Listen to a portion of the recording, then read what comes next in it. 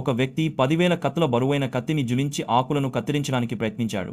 కానీ అతను తన పూర్తి శక్తిని ఉపయోగించినప్పటికీ కేవలం 4 రాలిన ఆకులను మాత్రమే కత్తిరించగలిగాడు. దీంతో అతను అందరిలో అత్యంత తక్కువ స్థానంలో నిలిచాడు. దీన్ని చూసి అందరూ అతన్ని ఎగతాళి చేశారు. కానీ అతని గురువు మాత్రం ఏదో తప్పు జరిగిందని గమనించాడు. అతని చేతిలోని కత్తి సాధారణమైనది కాదని అది 1,00,000 కత్తుల బరువున్న రహస్యమైన ఇనుప కత్తి అని తెలుసుకున్నాడు. నిజానికి ఆ వ్యక్తికి కత్తిసాము సామర్థ్యంలో అసాధారణ ప్రతిభ ఉంది. కేవలం 5 సంవత్సరాల్లోనే అతను కత్తిసాములో అత్యున్నత స్థాయిని చేరుకున్నాడు. కొన్ని రోజుల్లో ఒక గొప్ప మార్షల్ ఆర్ట్స్ పోటీ జరగబోతోంది. ఆ వ్యక్తి ఈ పోటీ ద్వారా తన జీవితాన్ని మార్చుకోవాలని నిర్ణయించాడు. పోటీకి బయలుదేరే ముందు అతని గురువు అతనికి 10,000 కత్తుల బరువైన ఒక రహస్యమైన ఇనుప కత్తిని ఇచ్చాడు. ఎల్లప్పుడూ ఆ కత్తిని వీపున ధరించమని చెప్పాడు. అయితే గురువు చేసిన పొరపాటు వల్ల అతనికి 1,00,000 కత్తుల బరువైన కత్తి దొరికింది. అదృష్టవశాత్తు ఈ మార్షల్ ఆర్ట్స్ పోటీ 3 రౌండ్లుగా విభజించబడింది. మిగిలిన 2 రౌండ్లలో అతను బాగా ప్రదర్శన ఇస్తే అతను ఇంకా గెలవగలడు. త్వరలోనే 2వ రౌండ్ ప్రారంభమైంది. కత్తిసాము సంఘం ఉపాధ్యక్షుడు అరేనాలో 9 కత్తి ఆత్మలను విడుదల చేశాడు.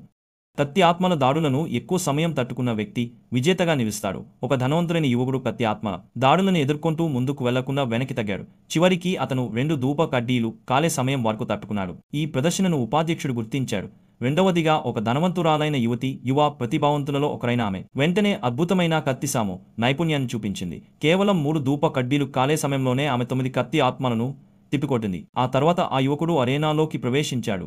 అతని చేతిలోని భారీ కత్తి అతని ప్రదర్శనను తీవ్రంగా ప్రభావితం చేసింది. అతను కేవలం ఒక దుప్పా కడ్డీ కాలే సమయంలో సగం వరకు మాత్రమే తట్టుకుని కత్తి ఆత్మల్చే వెనక్కి నెట్టబడ్డాడు. మళ్లీ అతను అత్యంత తక్కువ స్థానంలో నిలిచాడు. కానీ ఉపాధ్యక్షుడు ఆ యువకుడిని పట్టుకున్నప్పుడు అతని ఆవాసం అసాధారణంగా ఉందని గమనించాడు. యువకుడి కత్తిలో ఏదో సమస్య ఉందని ఉపాధ్యక్షుడు గ్రహించాడు. చివరి రౌండ్లో ఉపాధ్యక్షుడు పోటీదారులను ఒక కత్తిసాము మాస్టర్ను సవాలు చేయమని కోరాడు.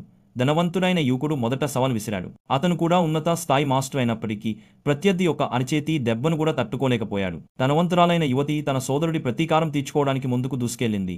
ఆమె తన కత్తిని లాగి చాలా ఉన్నత స్థాయి నైపుణ్యాన్ని చూపించింది. కానీ త్వరలోనే ఓడిపోయింది. ఆ యువకుడు తన జీవితం మొత్తం సామాన్యుడిగా ఉండాలని కోరుకోలేదు. అతను తన పూర్తి శక్తిని ఉపయోగించి భారీ కత్తిని విసిరేసి నెమ్మదిగా వేదికపైకి నడిచాడు. తన విధిని మార్చుకోవాలని అతను పూర్తి శక్తితో అరిచాడు. అందరూ అతని పిచ్చివాడని అనుకున్నప్పుడు అతను అకస్మాత్తుగా అత్యంత ప్రశాంతంగా మారాడు.